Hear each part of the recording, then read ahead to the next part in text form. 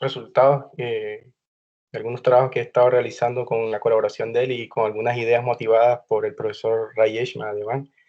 Entonces he dividido la charla en principalmente una primera parte dedicada a motivar, otra para hablar un poco de la historia de la homogenización y la reducción de dimensión, hablar cómo se trata la homogenización para las cáscaras, hablar del resultado que hasta ahora tenemos y dar una idea de una parte de la prueba del resultado principal y por supuesto que la referencia. ¿Ya? Entonces, bueno, la motivación de este tipo de trabajos parte principalmente de que la mayoría de materiales son interesantes en el sentido de que pueden obtener propiedades cuando se mezclan con otros. ¿Ya? Entonces, en ese tipo de materiales que no solamente están hechos de un solo material, una estructura que no está hecha de un solo material, entonces ahí entran a jugar un papel importante lo que son los materiales que son heterogéneos. ¿Ya? Entonces, inicialmente estamos interesados en estudiar el comportamiento de las propiedades de ese material, ya que generalmente van a tener alguna estructura microscópica. Entonces nosotros vamos a estudiar la heterogeneidad del material a partir de la microestructura que tengan ese tipo de materiales. Entonces vamos a estudiar las características de ese tipo de materiales que bien pueden ser, que pueden estar modelando conductividad eléctrica, elasticidad y cualquier otro fenómeno. Entonces, dentro de este tipo de materiales surgen los problemas de homogenización para estructuras delgadas, que son estructuras que van a ser, son llamadas estructuras delgadas porque en el fondo contienen un parámetro pequeño, que generalmente es el grosor, que es pequeño comparado en relación a las otras dimensiones. Dentro de esas estructuras delgadas importantes que son más estudiadas corresponden, por ejemplo, a placas, que son superficies que son, vamos a considerarlas como planas y que tienen un grosor bien pequeño, que generalmente uno va a llamarlo epsilon o h, o considerar otras estructuras que ya van a tener un poco más, una componente más geométrica, que van a ser las placas, que ya van a tener una curvatura. Entonces estos son los modelos más interesantes para las estructuras. Entonces, nosotros en este trabajo estamos interesados en modelar cómo se comportan estas estructuras, específicamente en una cáscara, cuando es sometida a fuerzas superficiales y fuerzas corporales. Entonces, cómo se comporta o cuál es la energía que modela el comportamiento de esa estructura cuando es sometida a ese tipo de fuerzas. Ya, entonces, dependiendo de cómo se escalen las fuerzas, que esas fuerzas generalmente van a estar en términos del parámetro del grosor, que puede ser epsilon o puede ser h positivo. Entonces uno va a obtener diferentes escalamientos para la energía elástica y por supuesto que va a obtener diferentes modelos límites, dependiendo de cuál sea el escalamiento que tengan esas cargas aplicadas, ¿ya? Entonces, existe otro tipo de enfoque, ya trabajando con la homogenización periódica y las técnicas de reducción de dimensión. Entonces, aquí en esta parte uno puede considerar, por ejemplo, dependiendo de cómo se escalen las cargas en términos del grosor, vamos a tener ahora dos parámetros. Vamos a tener un parámetro que va a ser el grosor y vamos a tener las oscilaciones de la microestructura del material. Entonces, dependiendo del radio del cociente de esos dos pequeños parámetros, también vamos a obtener diferentes modelos. Ya, entonces es importante recordar que a partir de la teoría de elasticidad no lineal tridimensional, recordar que para un cuerpo tridimensional, por ejemplo, omega h, y si consideramos una deformación de ese cuerpo tridimensional, entonces la energía elástica va a estar dada, la energía elástica total por unidad de grosor va a estar dada por esta integral, que es la integral sobre la el cuerpo que estemos considerando allí, y va a depender exclusivamente de esa función W que vamos a llamar función de energía almacenada, que va a depender también del gradiente. Entonces, dependiendo esa función W, va a modelar las características y las propiedades que va a tener elásticamente ese material. ¿Mm? Y aquí en este caso sería para un cuerpo que sea hecho de un solo material homogéneo.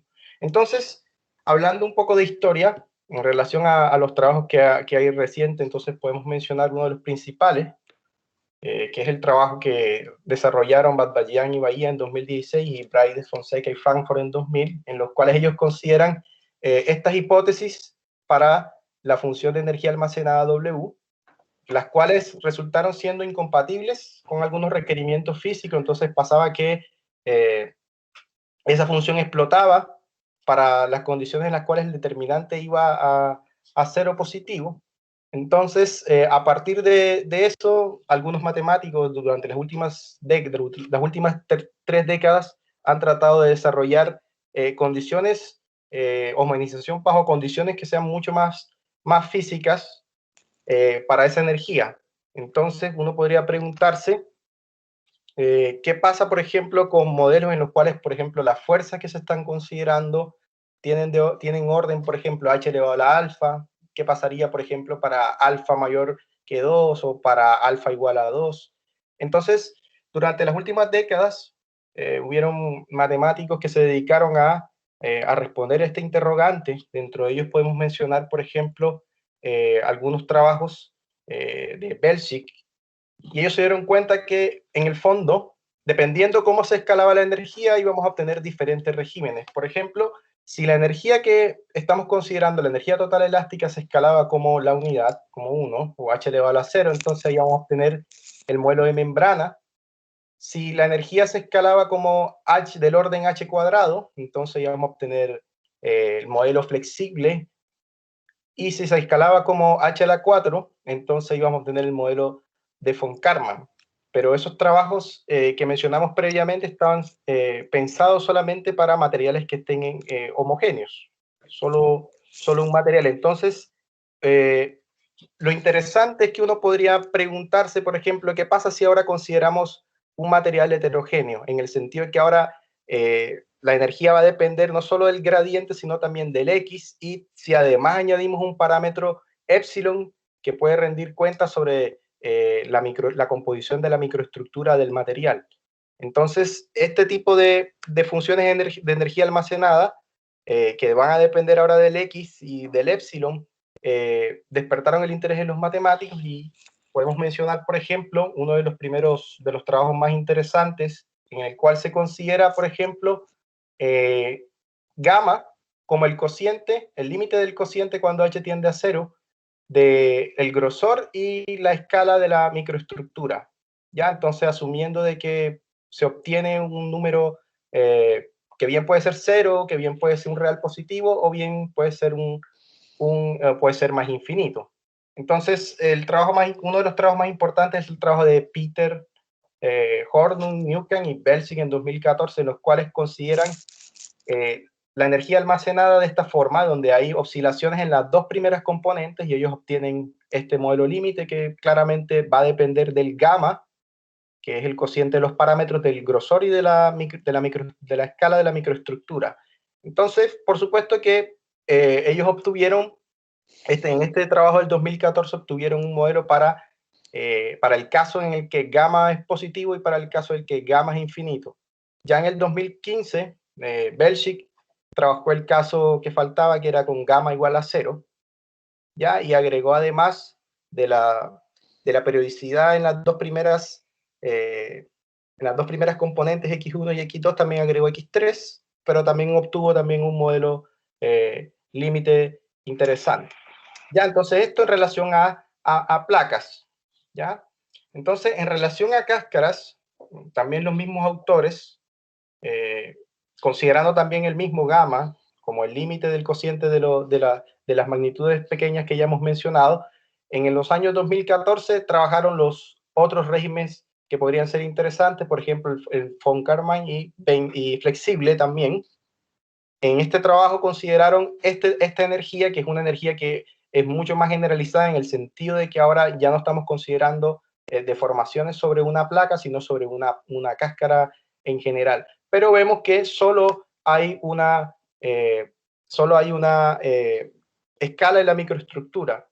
Entonces, nosotros durante todo el tiempo, en algún momento, pues nos preguntamos qué pasaría, por ejemplo, si se consideraran, o qué trabajo había en relación si ya no se consideraba, por ejemplo, solo una escala en la microestructura, sino, por ejemplo, que se consideraran dos escalas y que una fuera más pequeña que otra, por ejemplo, epsilon y epsilon cuadrado, para placas y para cáscaras. Entonces empezamos a buscar qué tipo de trabajo había en relación a eso y nos encontramos con un trabajo de Davoli, Burford y Fonseca en 2015, en el cual ya no solo consideraban una sola escala, y entonces al considerar ya dos escalas, entonces consideraban, por ejemplo, dos parámetros ahora, gamma 1 y gamma 2, también considerados como que pueden ser cero, o pueden ser positivos, o pueden ser infinitos, y ellos trabajaron en el régimen flexible. Y entonces, pero lo hicieron solo para placas. Ya entonces, lo del trabajo surgió con la idea de qué pasaría si ahora tratamos de generalizar esta energía, extenderla ahora no solo a placas, sino a cáscaras, basados, por supuesto, en esta energía que está acá, que solamente tiene una microestructura, una escala en la microestructura, entonces habría que añadirle, no sé, otra R de X, partido epsilon cuadrado, y ahí surgió un poco esa idea de considerar, por ejemplo, qué pasaría ahora con una cáscara, pero con microestructuras ahora. Entonces, para hablar de esas dos escalas, entonces vamos a introducir algunas notaciones interesantes que van a ser de utilidad para comprender un poco algunos resultados. Entonces vamos a asumir que I es la celda unitaria, pero centrada en 0 y considerando que tenga radio 1. Entonces vamos a anotar por I manuscrita como el conjunto I, la celda I, dotada de la topología del toro, ¿ya? Y considerar de ahí en adelante las funciones, por ejemplo, de clase CK, con K en N unido con 0, de tal suerte que vamos a tener las derivadas de orden alfa, que van a cumplir con esta condición de periodicidad, y para todos los multiíndices de orden alfa. Vamos a notar también, vamos a considerar también, por ejemplo, construir de forma similar espacios de Sobolev definidos para SI, que en el fondo es la celda dotada de la topología del toro también, una construcción que bien puede ser bien natural. Allí también podemos construir, por ejemplo, funciones de clase C infinito, y en particular, vamos a entender que cuando aparezca un punto en la parte de arriba, vamos a notar que esas funciones van a tener promedio 0 sobre I, ¿ya? Entonces, vamos a hablar, por ejemplo, si consideramos un K que está entre 0 y 1, vamos a definir omega, un subconjunto acotado, con frontera de clase C3K, y siempre a lo largo del trabajo vamos a hablar de que I es el intervalo de menos un medio a un medio abierto. Entonces, geométricamente, si nosotros queremos construir una placa entonces de grosor H, entonces uno puede definirla como el producto cruz de omega con H veces G, y ahí vamos a obtener omega es una superficie que un subconjunto R2, y lo que va a hacer el H multiplicado por I es darle el grosor, ¿ya? Entonces vamos a tener una placa de grosor H, y vamos a denotar por omega o omega sub 1 como el producto de omega chico con I, y ese va a ser la placa de grosor 1. Ya, entonces, ¿por qué es interesante hablar de placas? Porque, bueno, a partir de las placas que se puede definir lo que es una cáscara. Lo que pasa es que la cáscara va a involucrar otra componente mucho más geométrica. Entonces, para hablar de cáscara, vamos a introducir, por ejemplo, una superficie S, subconjunto de R3 que sea una superficie con frontera, orientada, conexa y compactamente incluida en R3. Y además vamos a asumir que esa superficie va a estar parametrizada por una sola carta, ¿ya? Y vamos a asumir que la carta es sí, que toma elementos en omega y los envía a S. Entonces tenemos una aplicación que toma un subconjunto R2 y lo envía a una superficie. Ya, entonces, además, vamos a introducir este espacio, que es el espacio W22 ISO de S. Vamos a anotarlo por el espacio W22 de las isometrías de la superficie S en R3. Y podemos definir también similarmente, por ejemplo, el espacio de Sobolev W2 alfa de forma similar. Entonces, vamos a considerar estos espacios hay que tenerlos en mente un poco para quizás entender un poco la cosa del resultado. Ya, entonces tenemos definida una carta que es la que define la superficie media de la cáscara, que es psi. Entonces uno puede construir, por ejemplo, una base de vectores tangentes a S, y uno la puede construir de esta manera, calculando las derivadas de orden alfa y de psi, y ahí obtenemos una base que puede generar ese espacio tangente. ¿Ya? Y también uno puede, por construcción también, construir una base que puede ser contravariante también a partir de esta relación que involucra la delta de Kronecker. También uno puede construir. Entonces, por construcción uno puede también, a partir de esos dos vectores T sub 1 y T sub 2, uno puede definir la normal de S en ese caso, como está definida de esta manera. También podemos hablar, por ejemplo, de la proyección ortogonal sobre por ejemplo, T de S de X, que se puede definir como I menos el producto tensor de la normal. Y también podemos, de forma similar, también extender ese producto tensor también de forma general a los espacios también, y entenderlos, por ejemplo, como subespacios de matrices también, para de pronto entender una comprensión más general de esos espacios. Y también uno puede definir, por ejemplo, el espacio también de todos los productos simétricos también. Entonces vamos a usar esta notación también para identificar el producto simétrico aquí. También podemos introducir espacios incluso más complejos, que ya van a tener, por ejemplo, elementos, por ejemplo, en el as y en el as E sobre la superficie S, por ejemplo, y de forma similar podemos introducir también espacios de Sobolev, también fibra a fibra para cada X, hasta construir espacios mucho más interesantes y útiles para efectos de lo que vamos a hacer, a mostrar el resultado. Entonces, también podemos introducir estas notaciones para el diferencial de F, también, por ejemplo, delta subtau de F para derivadas direccionales de funciones definidas sobre la superficie S a lo largo de un vector tau cualquiera.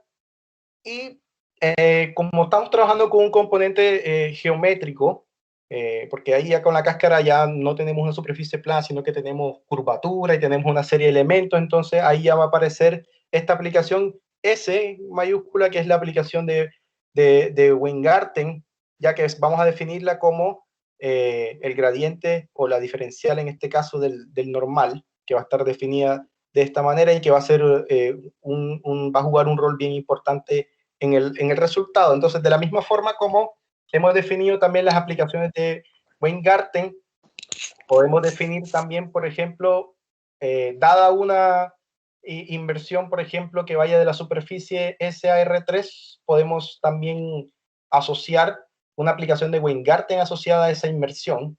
También podemos definir su pullback también de forma bastante natural. Y también podemos introducir una aplicación que es exactamente la que va a aparecer en alguno de nuestros resultados, que es la aplicación de Weingarten relativa a la aplicación U, y que vamos a anotar con S de R, R pues de relativo, y U pues asociado a la inversión que estemos considerando S.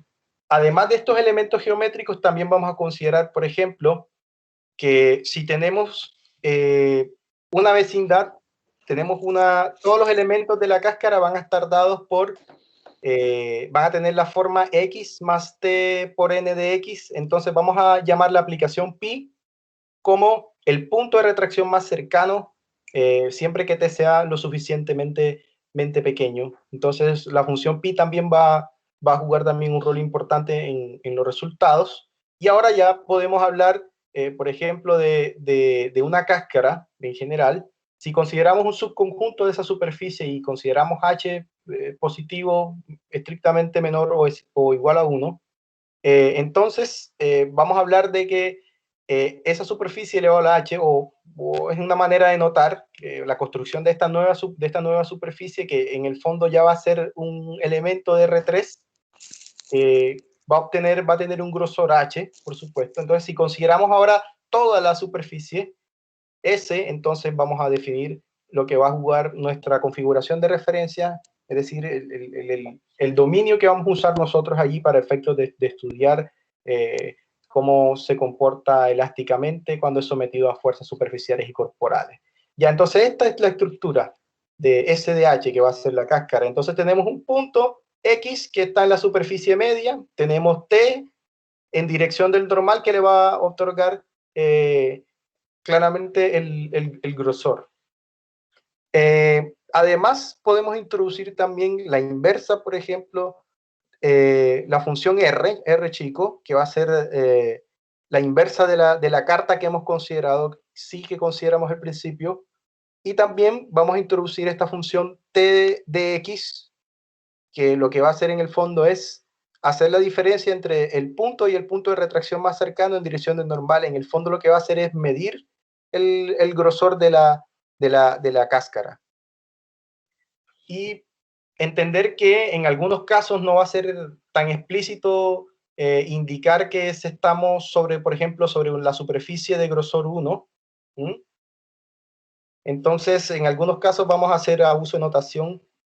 Vamos a anotar, por ejemplo, f en lugar de f compuesto con pi, entendiendo de que no estamos sobre una superficie, sino sobre un elemento de R3. Entonces, eso vamos a considerarlo. También podemos introducir los hessianos también en dirección, por ejemplo, en las variables y también en las variables Z1 y Z2, que van a ser las correspondientes escalas de homogenización. También podemos definir gradientes simetrizados también para las variables y también las variables Z respectivamente, que van a ser algunas notaciones que van a aparecer pues en nuestro resultado.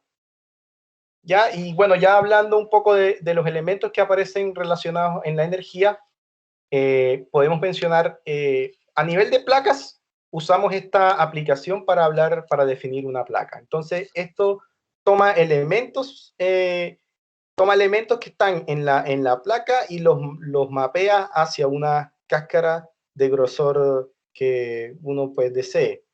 Ya, entonces, necesitamos de la misma manera como se definen placas, el mapeo de, por ejemplo, la placa de grosor H en la placa de grosor 1, entonces necesitamos definir una aplicación también que haga el mismo trabajo. Y bueno, y es justamente esta aplicación que vamos a llamar θ de H, que lo que va a hacer en el fondo es mapear, reescalar el grosor, va a dejar de ser grosor H, lo lleva a un grosor fijo que va a ser grosor 1. Entonces mapea la cáscara de grosor H, la mapea en la cáscara de grosor 1. Y bueno, y hay una serie de propiedades que uno puede estudiar en relación a esa aplicación, por ejemplo, como su gradiente. También uno puede estudiar también cómo se comporta el gradiente de esa aplicación. Y bueno, nosotros llegamos a la conclusión de que se comporta de esta forma, que está bastante relacionada con algunos de los tensores que hemos mencionado previamente, y también con algunas aplicaciones de Weingarten también. Bien, entonces esto es una parte que es más que todo geométrica, para familiarizar un poco con la notación y ver un poco las aplicaciones que vamos a ver que aparecen allí relacionadas con el funcional. Entonces, si ya vamos directamente al problema, entonces nosotros estamos interesados en estudiar esta energía que está aquí, que es la energía que va a modelar una cáscara cómo se comporta una cáscara de grosor H que va a tener dos escalas en la microestructura, de orden epsilon y de orden epsilon cuadrado. Entonces vamos a ver cómo se comporta, pero más que todo asintóticamente hablando. Por ejemplo, ¿qué pasa si el H y el epsilon van a cero? Si lo tratamos de hacer directamente, pues vamos a ver que no vamos a poder, pero entonces necesitamos ver la convergencia de esta energía en algún sentido, que puede ser variacional, y entonces para eso pues hay algunas herramientas que vamos a ver más adelante que nos van a ayudar a entender cómo encontrar, por ejemplo, el límite variacional de esta energía. Entonces nosotros estamos interesados en uno de los regímenes bien particulares, que es el régimen flexible o de bending, que considera, por ejemplo, deformaciones que se comportan de esta manera, que la energía partida por h cuadrado, que es el orden que modela este tipo de situación, que es la de bending, el límite sub sea finito, ¿ya? Entonces, nosotros vamos a limitar todas las deformaciones a deformaciones que tengan esta propiedad, en principio. Entonces, queremos estudiar esta energía para deformaciones que estén restringidas a esto, que esto va a garantizar de alguna manera que el modelo que obtengamos en el límite va a ser de flexible. Ya, entonces esto es lo que dije ahora, estamos tratando de identificar esta energía, a qué converge, pero entonces ahora tenemos diferentes valores del cociente entre el grosor y los diferentes escalas de homogeneización que hay. Entonces, hay 5 casos. Entonces, el primer caso puede ser que los dos parámetros gamma 1 y gamma 2 sean infinitos. Ese puede ser el primer caso. El otro caso puede ser que uno de ellos sea positivo, que el otro sea infinito y que uno sea cero y el otro sea infinito. Entonces, esos son los casos que nosotros hasta ahora hemos, y que voy a hablar en la charla.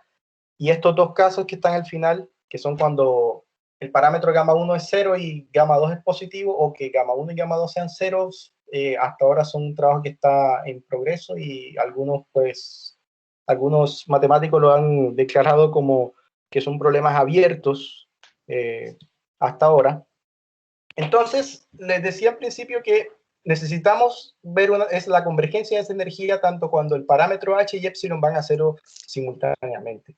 Entonces, para ello vamos a usar una importante herramienta, que es la gamma convergencia, que se puede definir, por ejemplo, para una familia de funcionales que dependan de un parámetro positivo h, ya definida sobre un espacio métrico. Entonces, vamos a decir que converge, gamma converge en ese sentido, sí cumple con esas dos condiciones que son bastante conocidas en el cálculo variacional, que es probar, por ejemplo, la desigualdad del límite inferior y la desigualdad del límite superior. La primera, que si tenemos una sucesión que converge a X, entonces probar esta desigualdad, y la otra es que garantizar la existencia de una sucesión que converja a X de tal suerte que se verifique esta igualdad. Entonces eso es lo que vamos a hacer. Nuestra tarea es encontrar el límite de esta función, de esta energía que estamos considerando aquí, partido por h cuadrado, bajo estas condiciones. Entonces, dependiendo de las condiciones que encontremos, vamos a tener diferentes teorías. Entonces, aquí tenemos 5 teorías, de las cuales nosotros solo hemos abordado 3, que son en los casos en los cuales gamma 2 es infinito. Ya, entonces, ¿qué hipótesis vamos a requerir o qué para la energía almacenada W? Entonces, vamos a pedirle que, bueno, sea continua para casi todos los puntos I y Z en R2 y para todas las matrices 3×3. Vamos a asumir de que, bueno, es periódica en estas dos variables que están acá, para casi toda matriz y para todos los puntos X que estén en la cáscara de grosor 1.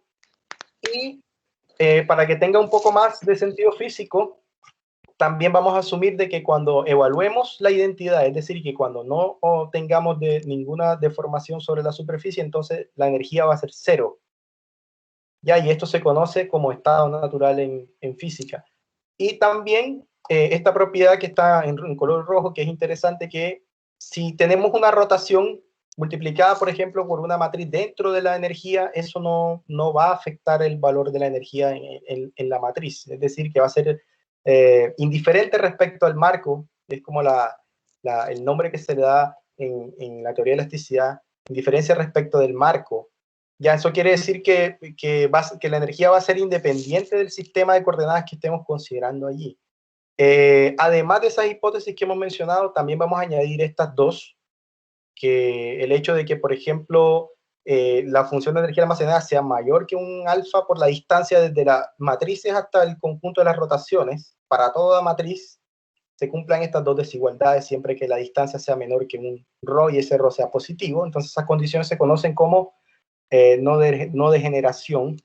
Entonces estas van a ser las hipótesis que vamos a asumir sobre nuestra función de energía almacenada, que va a modelar el comportamiento de una cáscara que está hecha de material elástico y que tiene dos escalas en la microestructura de orden epsilon y epsilon cuadrado.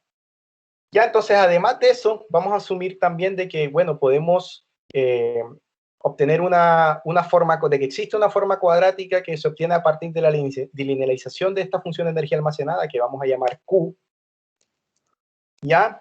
Y, bueno, uno puede ver que es continua esa forma cuadrática Q, para al menos todo I, Z en R2 cruz R2, que también es periódica también para todos los elementos X que estén en S1 y para toda matriz también.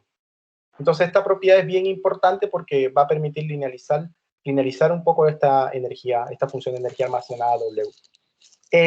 Entonces, ¿qué es lo primero que tenemos que hacer para tratar de obtener el límite variacional en el sentido de la gama convergencia? Bueno, estamos sobre un dominio que depende de H, porque el epsilon y el epsilon también depende de H, entonces en general la función de energía almacenada va a depender de H. Entonces lo que necesitamos en principio es tratar de llevar esa energía que tenemos, tratar de llevarla a un dominio fijo, que en este caso es S1. Entonces uno puede hacer un cambio de variable sobre la energía que tenemos allá, esta energía que habíamos considerado en principio, hacer un cambio de variable. El cambio de variable puede ser x igual a la inversa de la función teta elevado a la h, y ahí entonces, como la función teta de h se mueve, toma elementos en SH y los envía a la cáscara de grosor 1, entonces la inversa va a ser, por supuesto, que lo contrario. Ya, entonces ahora nuestra energía, a través de ese cambio de variables, va a estar expresada ahora en términos de la cáscara, pero ahora de grosor 1. Entonces ese proceso se conoce como reducción de dimensión.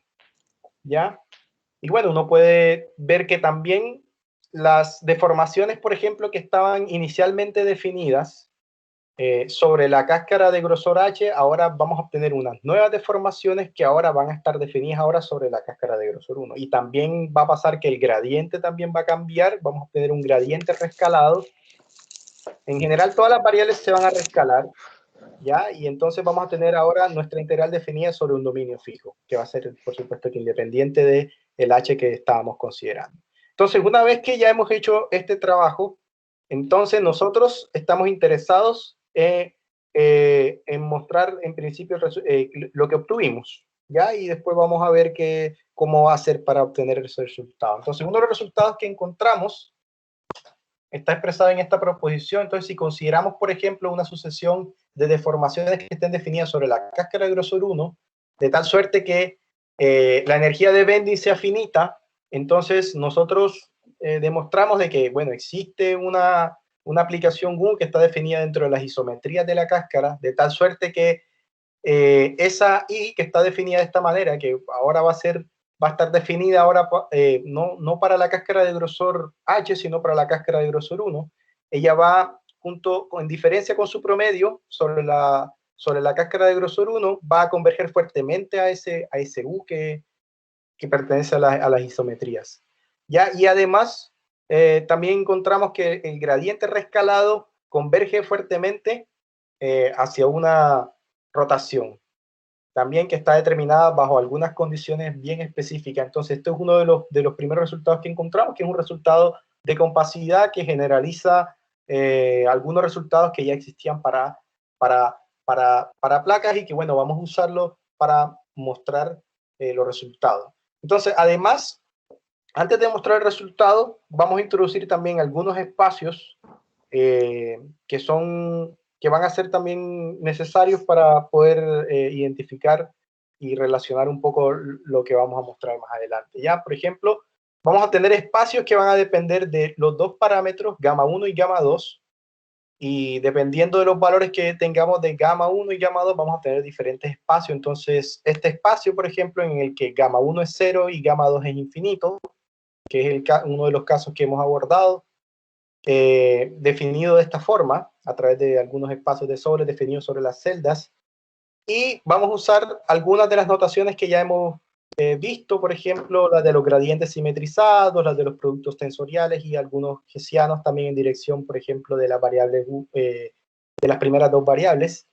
Y también, por ejemplo, puede de forma similar también definir, por ejemplo, para cuando gamma 1 y gamma 2 son infinitos, también uno puede definir de forma similar los espacios y también funcionales asociados a esos espacios. Y también para el caso en el que gamma 1 sea positivo y gamma 2 sea infinito, uno también puede definir también algunos espacios y bueno, algunas funcionales también que tengan en esa, que estén en esa dirección. Y de la misma forma, podemos también fibra a fibra, también tratar de construir un haz completo también. Por ejemplo, considerar, si le agregamos aquí el X, entonces vamos a entender que estamos hablando de la fibra, pero si completamos todos el haz completo, entonces vamos a estar hablando de un espacio en general. Ya, entonces, estos espacios que son L0 infinito, es decir, gamma 1 0 y gamma 2 infinito, uno también puede definir de esta misma manera también para gamma 1, por ejemplo, positivo, y gamma 2 también, que van a depender exclusivamente de cómo estén definidos estos funcionales y estos espacios. Ya, entonces estos espacios van a aparecer un poco en los resultados, y entonces este es el resultado principal que nosotros encontramos. Si gamma 1 es 0 o es positivo o es infinito y gamma 2 es siempre infinito, entonces encontramos que bajo las hipótesis, asumiendo de que la energía sea finita, la energía de bending sea finita, y asumiendo además de que la deformación conjunto con su promedio va fuertemente a U, entonces nosotros mostramos que la desigualdad del límite inferior, que es esta, y obtuvimos este funcional que ahora va a depender del gamma sub 1. Entonces, para cada gamma sub 1 vamos a tener un modelo límite diferente. Y también obtuvimos, por supuesto, que la desigualdad del límite inf en el sentido de la gamma convergencia también. Entonces, el objetivo es probarlo, ya probar que efectivamente es ese límite, pero bueno, primero vamos a ver quiénes son ese límite y de qué depende. Entonces, este es el límite o el funcional límite que va a depender de gamma 1 y que va a estar relacionado con la linealización de la función de energía almacenada que habíamos mencionado en principio, y que esa va a depender de gamma también, y está en relación directa con la aplicación de Weingarten relativa que habíamos mencionado en la parte geométrica de la charla. Y el funcional está relacionado con la linealización de esta forma. Entonces vemos que aparecen las dos escalas de homogeneización, la primera con respecto a I y la otra respecto a Z. Entonces tenemos I1, I2, Z1, Z2. Y los ínfimos son tomados en esos espacios que habíamos mencionado en principio, que son L de sub 1 de alfa. Entonces, para la demostración, al menos de la desigualdad del límite superior, del límite inferior, para el caso en el que gamma 1 sea positivo y gamma 2 sea infinito, entonces vamos a hacer uso, en principio, de las propiedades que tiene la función de energía almacenada W. Entonces, por esta propiedad que tiene la función de energía almacenada, uno puede,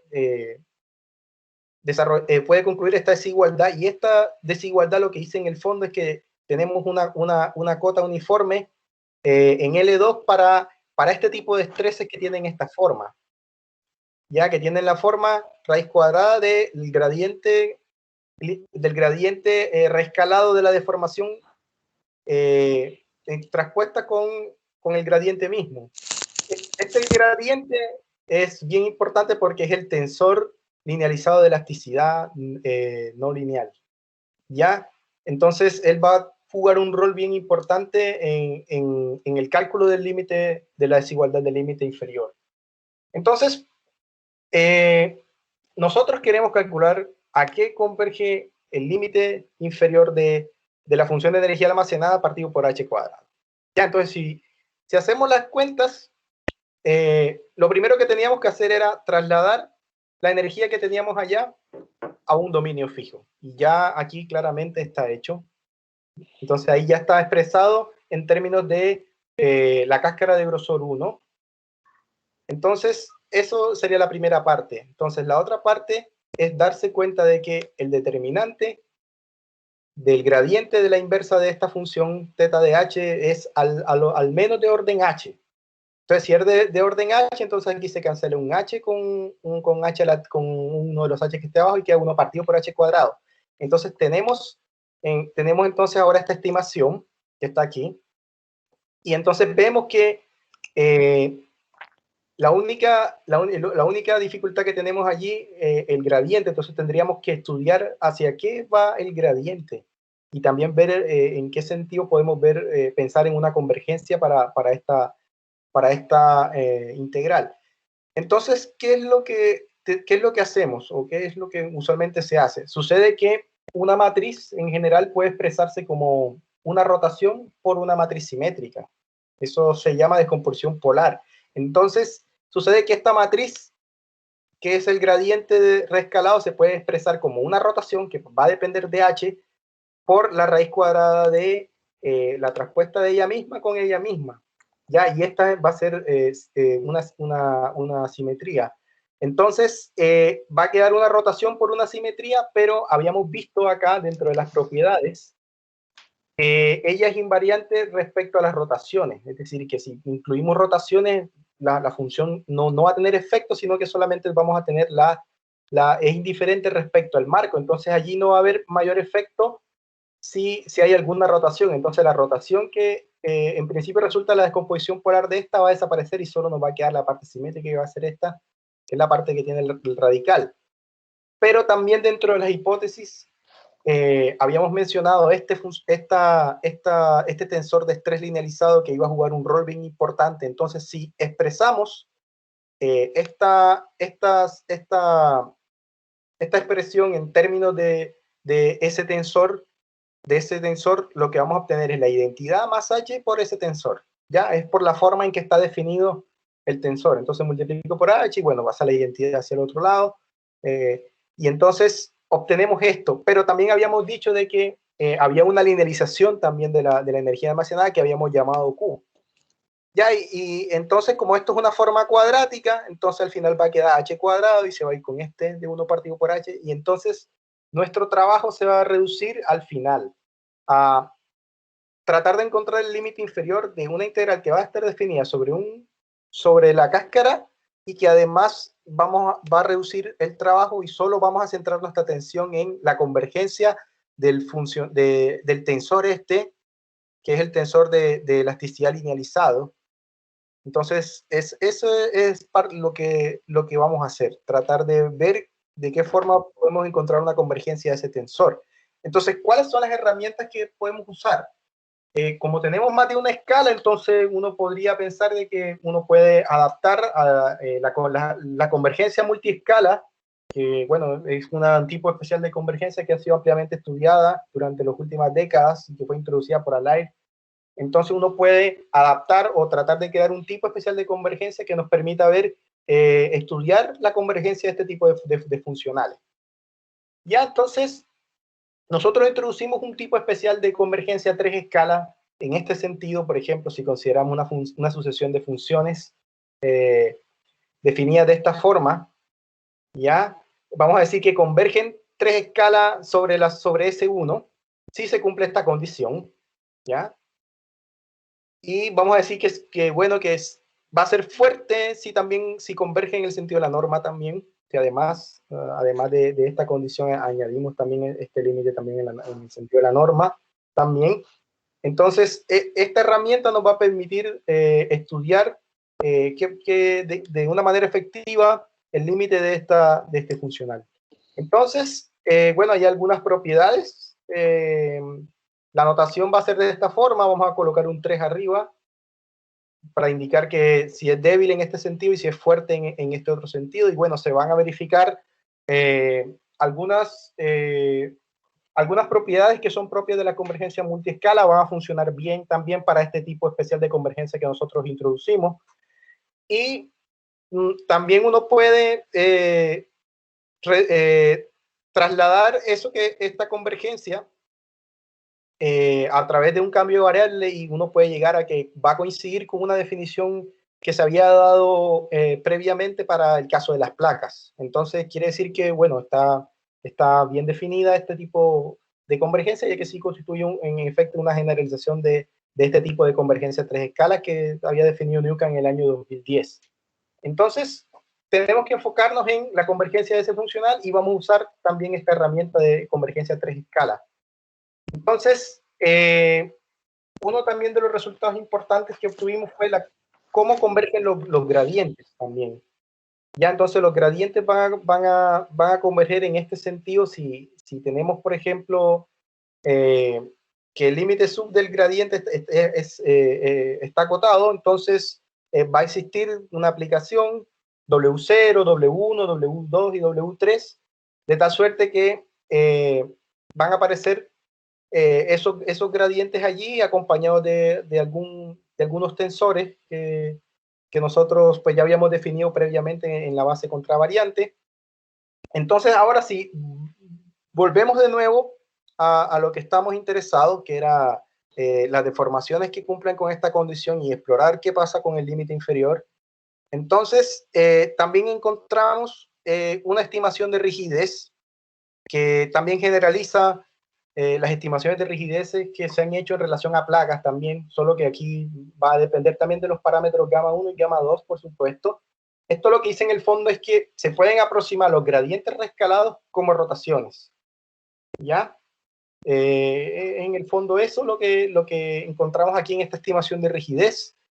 Entonces, si ahora vamos de nuevo a lo que queremos mostrar, entonces si aplicamos ese lema que nos dice que podemos de alguna manera aproximar los gradientes reescalados como rotaciones, entonces en el fondo uno puede deducir esta desigualdad ya haciendo uso de ese lema que ya nosotros hemos tenido como resultado, y uno puede concluir, si multiplicamos por 1 partido por h a la h cuadrado, entonces uno puede obtener que este tensor linealizado, que no es justamente el tensor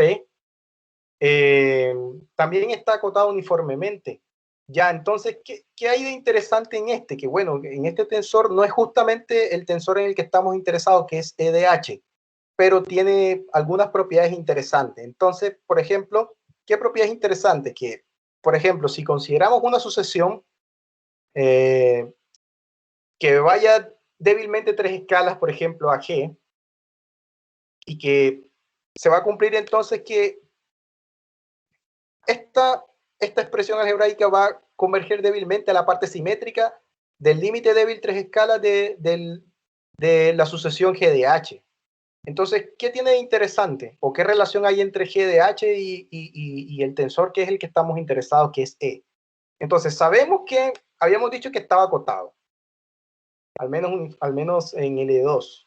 Entonces, si está acotada, sabemos por resultados de convergencia de 2 escalas o 3 escalas o multiescala que existe un límite de tal suerte que va débilmente para una subsucesión, ¿ya? Sobre ese.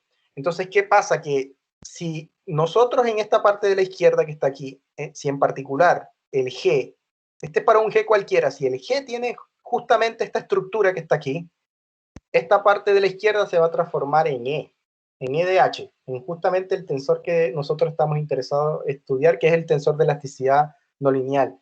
Entonces, si uno compara, por un lado tenemos que EDH va a la parte simétrica de E, y por otro lado tenemos que EDH va débilmente 3 escalas a E. Entonces la conclusión es que el E tiene que ser la parte simétrica de G. Eso es lo interesante. Entonces, ¿qué va a pasar? Que ahora ya no vamos a estar interesados en estudiar en la convergencia débil del tensor de elasticidad linealizado EH, sino que simplemente vamos a reducir nuestro estudio al cálculo de la parte simétrica de GDH. ¿Ya? Entonces, todo se va a reducir ahora al estudio de esta y encontrar la parte simétrica. Entonces, nosotros encontramos que si para este tensor en particular, el límite de 3 escalas iba débilmente tenía esta estructura que está derechamente relacionada con la aplicación de Weingarten y también con una aplicación B que está en este espacio. Y por supuesto que va a depender también de los valores de gamma que estemos considerando, dependiendo si tomemos gamma 1 positivo, gamma 2, infinito o las diferentes 3 posibilidades que hay. Entonces, este fue el resultado que encontramos. Entonces uno puede hacer uso de eso para usar la convergencia a 3 escalas y ver qué pasa en el fondo con el límite de ese tipo de energía. Entonces, ¿cuál es lo que se usa allí? Entonces, lo que se usa en el fondo es tratar de expresar el U de esta forma, las deformaciones de esta forma, hacer uso del lema que nos dice que podemos aproximar los gradientes a través de las rotaciones, y lo demás, pues bueno, todo se va a reducir quizás a geometría, en el sentido de que, bueno, tenemos que calcular gradientes en direcciones de las normales, en direcciones de algunos vectores que van a estar a lo largo de la parte tangente, y bueno, ahí deberíamos obtener el resultado. Pero eso no es lo interesante. O sea, la parte más difícil de este trabajo fue o sea, el truco aquí es que nosotros estamos aproximando rotaciones, gradientes a través de rotaciones, pero eso solo se puede en cubos que son de tamaño, en este caso de tamaño epsilon. Y los centros sabemos que van a estar, y centros que estén, por ejemplo, en toda la cuadrilla, en toda esta reja, que va a estar formada por epsilon z cuadrado. Entonces, ¿cuál es la principal dificultad? Que nosotros no, por el tipo de escala que estamos usando, no solo tenemos oscilaciones de orden epsilon cuadrado, sino que también tenemos oscilaciones de orden epsilon y epsilon cuadrado. Entonces, para estas epsilon cuadrado hay dificultades. Ya, entonces la solución que propusieron algunos autores, y que prácticamente ya ese trabajo estaba bastante adelantado, fue distinguir dos casos. Distinguir casos, y el caso de los cubos buenos y cubos malos. Entonces, considerar cubo malo cuando el cubo se intersectara con algún elemento de la rejilla, y decir que es bueno cuando quedara justamente dentro de esa rejilla. Y eso solucionaba el problema de las aproximaciones, porque en los otros casos no habría mayores contribuciones para efectos del cálculo del límite. Ya, entonces nosotros solo hicimos la identificación en el caso en el que el parámetro gamma 2 es igual a infinito, pero eso extiende los resultados que habían solamente hechos por Belsig de una sola escala a un resultado, pues, con más de una escala. Entonces, la identificación de, por ejemplo, cuando gamma es igual a 1 y gamma 2, o bien sea 0 también, o bien sea positivo, es un trabajo que pues hasta ahora no he visto todavía como tan trivial, y es un trabajo que está en progreso, y algunos pues lo han declarado como problemas abiertos en el sentido de las placas, porque en el sentido de las placas no está hecho. Entonces aquí la complejidad quizás puede ser la geometría, de que pues entra a jugar un rol bastante importante la parte geométrica allí en ese caso. Ya, entonces, dentro de los trabajos más importantes, puedo mencionar, por ejemplo, que motivaron este trabajo, la convergencia multiescala, pues la gamma convergencia para principiantes de Breides, los trabajos de Badbayan, Fonseca, Frankfurt, y principalmente este trabajo que sentó las bases de nuestro trabajo, que es el trabajo de Buford, Dabol y Fonseca, de homogenización multiescala. O sea, ellos lo hicieron para placas, nosotros hicimos ese resultado para las cáscaras, que son mucho más generales que las placas. También los trabajos de Ferreira, que caracterizan un poco los límites multiescalas. Los trabajos, por ejemplo, de rigidez de Frickes, James y Müller. También nuestro trabajo lo estamos todavía está, digamos que en el taller allí, porque estamos pensando no solamente en esos 3 casos, sino en los 2 casos que habían sido declarados como problemas abiertos. Entonces estamos trabajando allí en eso, y bueno, se encuentra disponible aquí. Y también, por supuesto, los trabajos de Belsig, que sin duda han han sido el desarrollo de estas teorías que están enmarcadas en el comportamiento de estructuras delgadas para placas y para cáscaras, que él ha hecho la mayor parte de los trabajos en relación a este tipo de estructuras, se deben a Belsig. Ya, entonces, eso sería todo. Muchas gracias. Gracias, Pedro.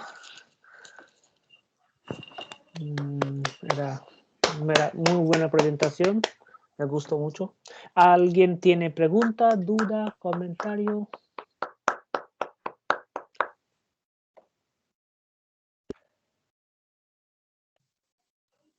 Sí, María. No, perdón, me equivoqué. Quería desmutear el micrófono solamente para aplaudir, pero no tengo preguntas para Pedro. Ok.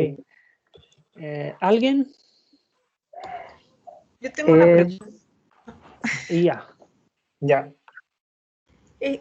¿Por qué es necesario el reescalado? Porque yo escuché mucho desde el comienzo hablar del reescalado, el multiescalado. No me quedó claro por qué es importante eso. Bueno, lo que pasa es que cuando tenemos un dominio que depende de H, ahí no tenemos control sobre el grosor. Y nosotros estamos interesados en ver qué pasa cuando vamos a hacer tender el H o el parámetro que mide el grosor y todos los otros parámetros que sean pequeños. Estamos pensando en simultáneamente hacerlos tender a cero. Ya, pero si lo hacemos tender a cero directamente, entonces ahí vamos a tener, por ejemplo, algunas cosas que van a tener la forma 1 partido por algo. Y eso sabemos que va a explotar. Entonces es mucho más conveniente tener un dominio fijo y pensar que al menos las deformaciones van a estar definidas allí en ese dominio para no tener problemas en el límite. Ya, porque, por ejemplo, ¿cómo hacemos para hablar? O sea, uno puede tener un tipo especial de convergencia para algunos dominios que dependan de H, pero en este caso, como tenemos además las oscilaciones en la microestructura, entonces eso va a generar cierta dificultad. Entonces, es lo usual en este tipo de trabajos que dependen, por lo menos dominios que dependen de H, siempre tratan de llevarlo a un dominio fijo, y allí, cuando ya está en el dominio fijo, entonces allí la convergencia y todas las demás cosas van a funcionar bastante bien, a diferencia de si, por ejemplo, lo dejamos dependiendo del H, va a ser más como difícil en ese sentido. Entendido, correcto, gracias. Ya. ¿Alguien más? Si no, Solo un comentario. Sí, Rayes. No, yo creo que para ese tipo de trabajo, creo que sería interesante complementar con algunos cálculos en algunos ejemplos numéricos para destacar un poco la ganancia que se obtiene homogeneizando, si es posible, ¿no? Como si comparar un materiales homogénea y heterogénea, si logra alguna mejora en las propiedades estructurales de las cosas.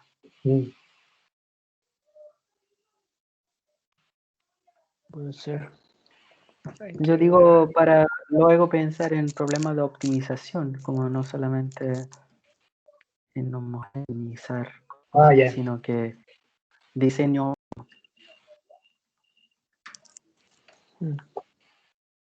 Sí, podría ser interesante también comparar ver qué hay hecho al respecto en relación a ese tipo de trabajo numéricamente, y ver cuál es la ganancia que se obtiene al homogeneizar y al usar este tipo de convergencia.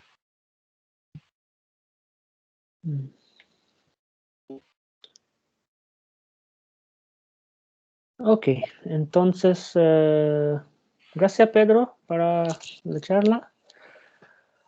Era buena charla. No, gracias a ustedes por la invitación y por la asistencia. Muchas gracias. Sí, entonces hablamos después de esa parte que queda.